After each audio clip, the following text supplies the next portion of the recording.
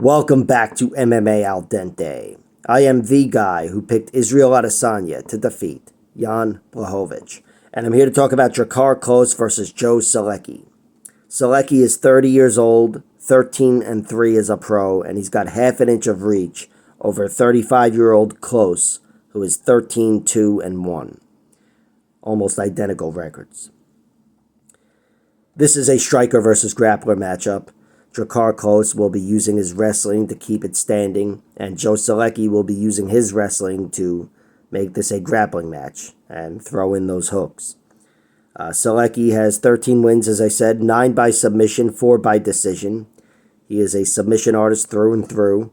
Not even one TKO stoppage from ground and pound or a cut or whatever the fuck, a knockout. It just doesn't happen because it's not who he is as a fighter. He can throw down on the feet, and he's a formidable striker, but he is up against it, especially against like Drakkar Klose, and especially down the stretch in rounds 2 and 3. And especially if he has success in round 1. Joe Solecki, he's got incredible top control. At the UFC level, he's proven to be good at fighting longer fights and winning on decision, as well as strangling people, but Drakkar Klose, even though he's not a submission guy at all himself, he doesn't have one submission victory, he's also never been submitted. So he doesn't seem too vulnerable there, but, Joe Solecki is definitely a guy that could expose that vulnerability. But Joe Solecki, he's a guy that will fade down the stretch, generally speaking. He's a guy that has 3 losses, and I'd say he's faded, but probably in all 3 of them. The Jared Gordon fight in the UFC was pretty close, and it's not like he was gassed out like he was in some other losses of his. But he still generally lost rounds 2 and 3, in my opinion. Against Nicholas Mota, that's his one knockout loss. That was in round 3, and Nicholas Mota, I think I saw the fight way back, but I know I've seen the knockout. He knocked him out, by the way. It was his chin failing him. But he had taken away the wrestling of Joe Solecki at that point, and a minute into round 3, he knocked him out against the cage. But his other loss to this guy, Cesar Balmaceda, that was his first loss many years back. That was also a cardio failure as well. He secured the back, had great control in round 1, dominant, but not enough to get a 10-8 round, I guess, on multiple judges' scorecards, and the guy Cesar won the decision by taking away the grappling down the stretch and outstriking him. And Joe Solecki was visibly gassed in that one. So he's got some vulnerabilities. I know you can't just harp on shit that happened almost 10 years ago or whatever, but it's not like he's got the longest career anyway, and you have to look to the losses. Against Drakkar Klose, I do think if he's able to take him down, he's going to control him, but I don't imagine he's going to be able to submit him. Wouldn't shock me, but it's not my prediction. And down the stretch, I think that wrestling is going to fade. I'm siding with Drakkar Klose as I get into Drakkar Klose here.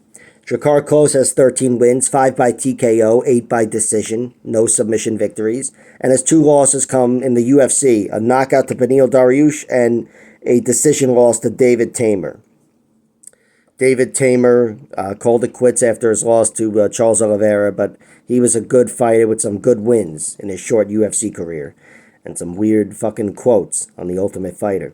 But Beneil Dariush knocked him out, and that was after Drakkar Klose almost knocked Beneil out. I think if Drakkar Klose was a little more dangerous overall, he could have capitalized on that moment, but Beneil had that extra beat where he could bite down on his mouthpiece, and Beneil has great power, and he was able to knock Drakkar Klose out. And that was an epic moment, but another wrinkle to Drakkar Klose's profile as a fighter. He's knockoutable, and now he's 35 years old. It doesn't seem like something that you can count on, but again, at 35 years old, you have to make note of it. But Drakkar Klose is a guy that almost always gets the better of his opponents in rounds 2 and 3, typically anyway. Maybe not Mark Giacchese, but Drakkar Klose is a very good fighter, very good point fighter. And in the UFC, I don't even know how many of his decision wins come in the UFC, but I bet the majority of the 8 wins come in the UFC. I think his one finish is against Brandon Jenkins, who came and went. So Drakkar Klose, he's not Mr. Knockout. I don't think, even in round 3, if things are going as well, I don't think he's got the threat that a guy like Nicholas Mota has. But he's got exceptional cardio, good wrestling or anti-wrestling, whatever you want to call it, as a striker. And his hands are there for him and his kicks. He's a much better striker than Joe Solecki, especially over the course of 15 minutes. And I'm taking Drakkar Klose to win. I think Drakkar Klose takes away the wrestling of Joe Solecki, and he pulls ahead down the stretch. As far as bets go, this is my pick for a draw. I'm not betting on a draw, and I'm not picking a draw, but I am betting on it. $5 at fucking plus 6,000 or whatever. If I was to go with one fight that could potentially be a draw, it is this one. These guys have the traits that line up for this one being a draw. But the pick is Drakkar Klose wins. I think he ends up pulling away with a decision victory over Joe Solecki. I do think he suffers takedowns and gives up control, but I think he generally keeps himself safe and certainly outpoints Joe Solecki down the stretch. Drakkar Klose is the pick and the bet. I like his money line at minus 130. Fuck. Can you just let me make the video, Joffrey? All right. Like, share, subscribe, all that horse shit. Check out my other videos.